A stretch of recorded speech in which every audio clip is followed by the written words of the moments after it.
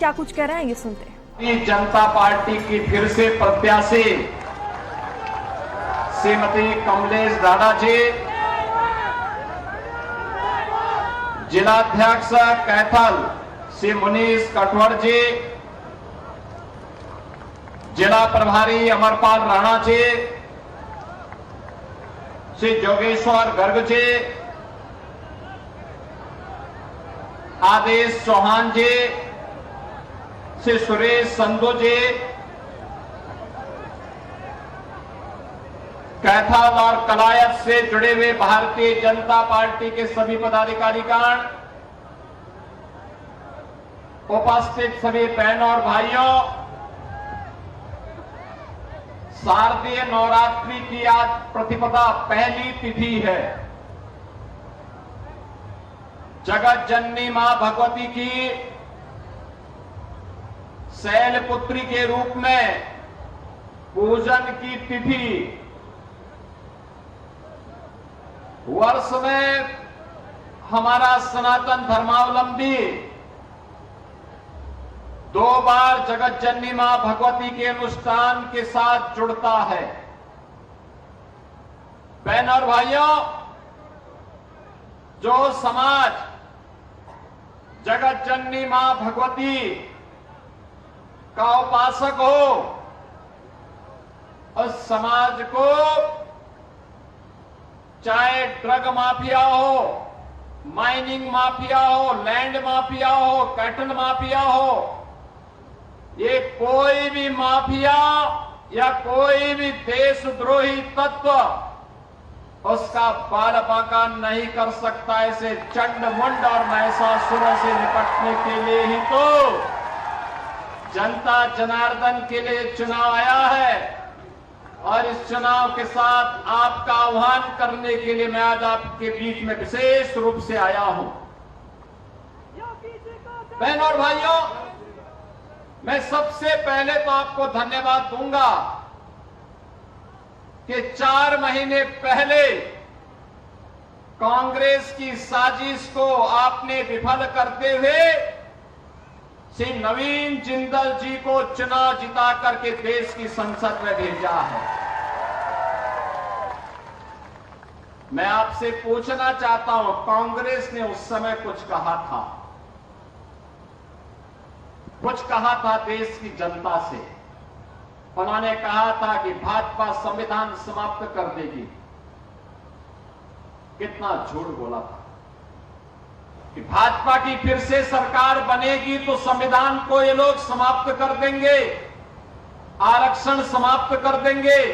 कितना झूठ बोला था। और उन्होंने ये भी कहा था कि चुनाव के बाद हम 1 लाख रुपए हर एक गरीब को देंगे और खटाखट योजना के माध्यम से इनसे बोलना चाहिए, कहां है वो खटाखट।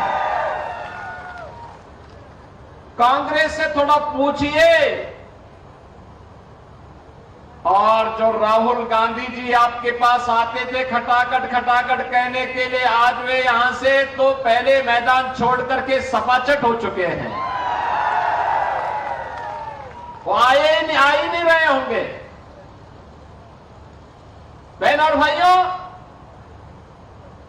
समाज को बांटना,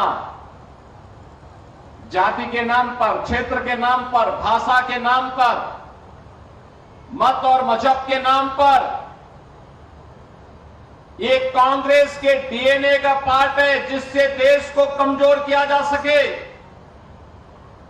देश कमजोर होगा तो सनातन समाज कमजोर होगा, सनातन समाज कमजोर होगा तो वर्तमान असुरक्षित होगा, आने वाली पीढ़ी का भविष्य खराब होगा।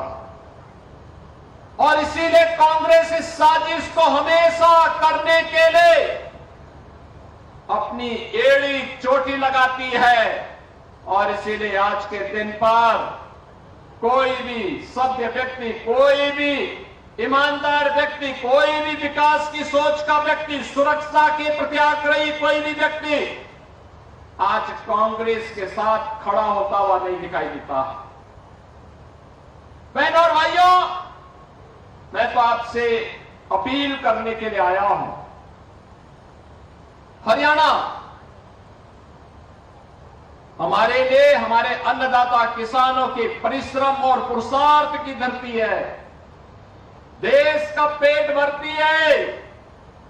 तो देश की सीमाओं की रक्षा करने के लिए यहां के बहादुर जवानों के सारे पराक्रम का लोहा बार बार दुश्मन भी देखता है, चखता है। हरियाणा का बहादुर जवान जब देश की सीमाओं पर खड़ा होता है तो देश के दुश्मनों को भी पीछे खिसकने के लिए मजबूर होना पड़ता है, मजबूर होना पड़ता है पीछे भागने के लिए। युद्ध का मैदान हो या खेल का मैदान, हरियाणवी जवानों के सामने दुश्मन ठहर नहीं सकता है, वह भी सपाचट होता है। यहां का जवान और यहां का किसान अपने पौरुष का, अपने पुरुषार्थ का परिचय देता है और बार बार एक बात का एहसास कराता है जो कुरुक्षेत्र के मैदान में भगवान श्री कृष्ण ने कहा था, परित्राणाय साधूनाम विनाशाय च दुष्कृताम। सज्जनों का संरक्षण करेंगे लेकिन दुष्टों को हमेशा के लिए राम नाम सत्य की यात्रा में भेजेंगे। बहनों और भाइयों, डबल इंजन सरकार जब तक रहेगी हरियाणा के विकास पे कोई ग्रहण नहीं लगा सकता, कोई आपके विकास को रोक नहीं सकता। डबल इंजन सरकार की ताकत है। जो काम कांग्रेस 65 वर्षों में नहीं कर पाई, जो कार्य 500 वर्षों में नहीं हो पाया, उत्तर प्रदेश में मात्र 2 वर्ष में भारतीय जनता पार्टी की डबल इंजन की सरकार ने राम मंदिर का विवाद समाप्त करके अयोध्या में रामलला विराजमान हो गए हैं। आपने 22 जनवरी 2024 की तिथि देखी होगी। कौन ऐसा सनातन धर्मावलंबी रहा होगा, कौन ऐसा भारतवासी नहीं रहा होगा जिसने उस तिथि को देख करके, जिसके आंखों में खुशियों के आंसू न रहे हो, उसके अंदर इस बात का एहसास था कि मेरे प्रभु फिर से विराजमान हो रहे हैं अपनी जन्मभूमि अयोध्या धाम में। और उसके लिए एक तरफ प्रभु के विराजमान होने की खुशी थी, दूसरा अपने पूर्वजों के प्रति ले गए संकल्प को पूरा करने की खुशी भी थी। जो आपके पूर्वजों ने कभी शपथ ली थी कि रामलला हम आएंगे, मंदिर वहीं बनाएंगे, ये खुशी भी थी। दोनों संकल्पों की पूर्ति डबल इंजन सरकार उत्तर प्रदेश के अंदर मात्र 2 वर्ष में कर दे रही है। बहनों और भाइयों, चाहे वह अयोध्या में राम जन्मभूमि पर भगवान राम के विराजमान होने का मामला हो, या फिर कश्मीर में धारा 370 को सदैव के लिए समाप्त करके आतंकवाद की जड़ों को हमेशा के लिए उखाड़ फेंकने का हो, प्रधानमंत्री मोदी जी के नेतृत्व में यह कार्य बखूबी हुआ है। आज कश्मीर में अभी परसों ही अंतिम चरण का चुनाव संपन्न हुआ है जम्मू के अंदर। हम विश्वास करेंगे वहां भी भारतीय जनता पार्टी की डबल इंजन की सरकार बनेगी। और बहनों और भाइयों, भारतीय जनता पार्टी की डबल इंजन का मतलब सुरक्षा, सुशासन और विकास। याद करिए, कांग्रेस की सरकार के समय क्या होता था, कौन नहीं जानता है। बेटी सुरक्षित नहीं थी और व्यापारी का कोई सम्मान नहीं रह गया था। बहनों और भाइयों, कौन नहीं जानता है, आज से 14 वर्ष पहले मिर्चपुर में क्या हो गया था। दलित बेटी और पिता को एक साथ एक साथ जला दिया गया था। बहनों और भाइयों, समाज में जब तक बेटी और बहनों की सम्मान की रक्षा समाज नहीं करेगा, तब तक समाज का भविष्य बहुत उज्जवल नहीं हो सकता। और ये सुरक्षा की गारंटी केवल भाजपा की सरकार है। विरासत के सम्मान की रक्षा का एहसास केवल भाजपा है। कैथल से और कलायत से हजारों और लाखों की संख्या में श्रद्धालु आता है उत्तर प्रदेश में कावड़ यात्रा के लिए। याद करिए, 2017 के पहले कावड़ यात्रा नहीं निकलने दी जाती थी। जब तक भाजपा की सरकार नहीं थी, कांग्रेस की और अन्य दलों की सरकारें थी, वे कावड़ यात्रा नहीं चलने देते थे। 17 में जब मैं आया, मैंने कहा ये कावड़ यात्रा क्यों नहीं चलती है? लोगों ने कहा कि कुछ लोगों को परेशानी होती है। तो मैंने कहा वे अपने घरों में रहे ना, कौन जरूरत है उनको बाहर निकलने की? जिनको परेशानी हो अपने घर में रहे। लेकिन कावड़ यात्रियों के मार्ग में कोई बाधा पैदा करेगा तो कठोरता पूर्वक हम कार्रवाई करेंगे। और उनको सड़क अच्छी होनी चाहिए, बिजली की व्यवस्था होनी चाहिए, पंडाल लगना चाहिए, उनके लिए जगह जगह गर्म पानी और भंडारे की व्यवस्था होनी चाहिए, उनके सम्मान की रक्षा होनी चाहिए।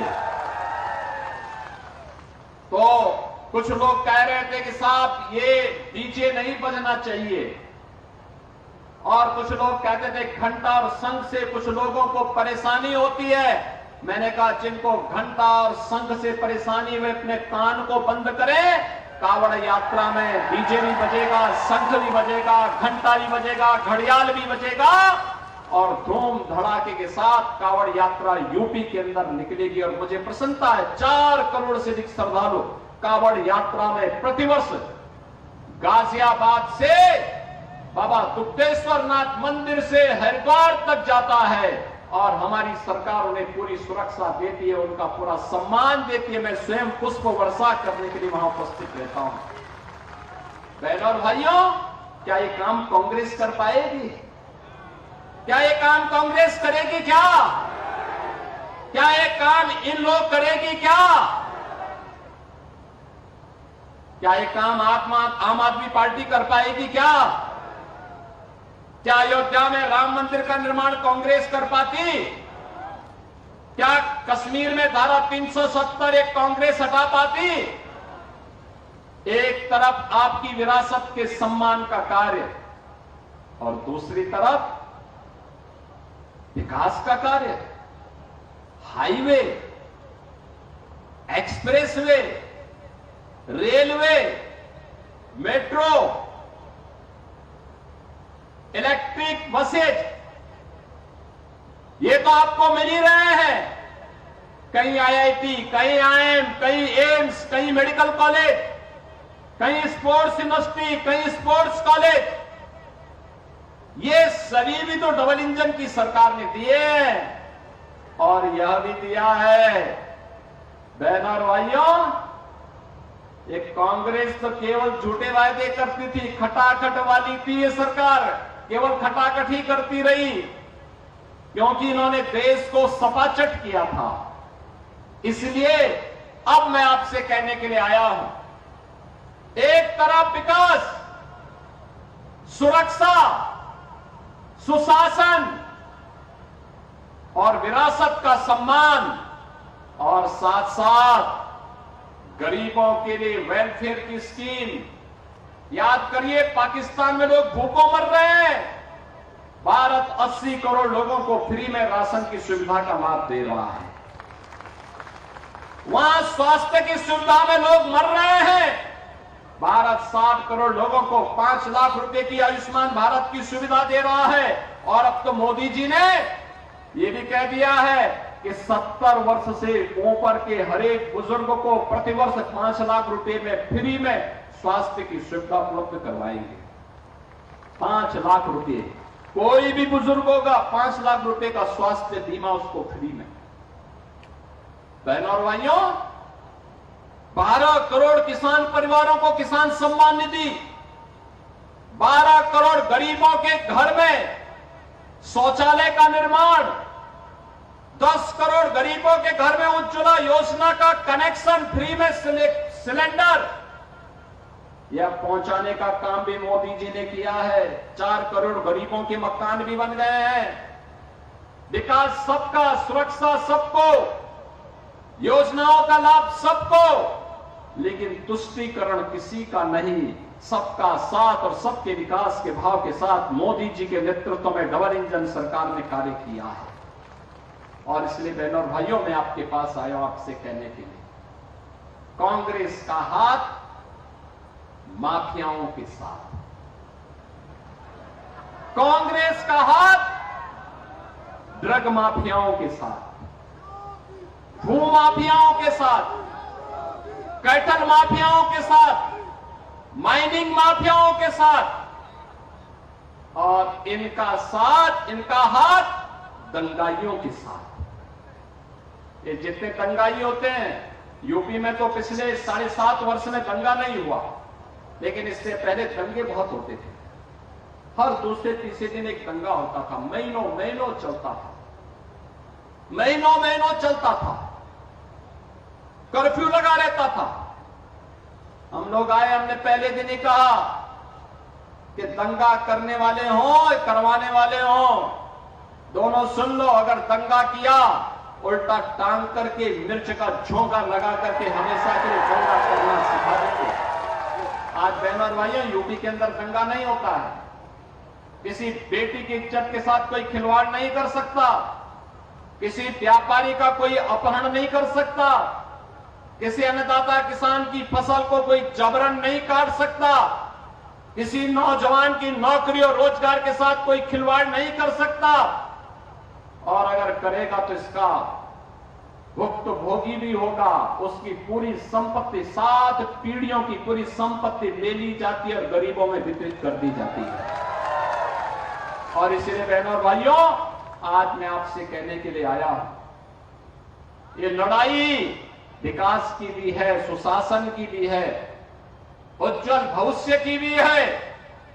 Drug mafia, mining mafia, cattle mafia, mining mafia, इनमें से किसी को हम फिर से पनपने नहीं देंगे। इस संकल्प के साथ जुड़ने का भी है। और इसलिए 5 अक्टूबर को शारदीय नवरात्रि की तृतीया तिथि पर हरियाणा वासियों को एक विकसित हरियाणा के लिए, एक धाकड़ हरियाणा के लिए अपने प्रतिनिधियों का चुनाव करना है, जो हरियाणा के अंदर फिर से डबल इंजन सरकार बना सके। और श्रीमती कमलेश दाड़ा जी जैसा कोई उत्तम प्रत्याशी दूसरा इस मैदान में कवायद में नहीं है। और इसीलिए आप सबसे अपील करने के लिए आया हूं। आपका आशीर्वाद मिलेगा, कमलेश जी को मिलेगा, सभी का मिलेगा, लेकिन ये तभी होगा सार्थक जब आप में से हर व्यक्ति, आज चुनाव प्रचार का अंतिम दिन है, आज इसके बाद तत्काल जाइए, कल पूरा दिन है, कम से कम हर व्यक्ति 10-10 नए लोगों को बीजेपी के कमल खिलाने के लिए वोट देगा। और तभी दीपावली में मां लक्ष्मी यहां का विकास लेकर के आएगी। कमल के ही सिंहासन पर बैठ करके मां लक्ष्मी का आशीर्वाद मिलता है, कमल के आसन पर बैठ करके। और इसके लिए 10-10 लोगों को जोड़ना होगा और 5 तारीख को उन्हें मतदान कराना होगा। कराएंगे? सभी लोग कराएंगे? दोनों हाथ उठा करके मेरे सामने बोलेंगे, दोनों हाथ उठा करके, भारत माता की, भारत माता की, भारत माता की जय श्री राम, जय जय श्री राम।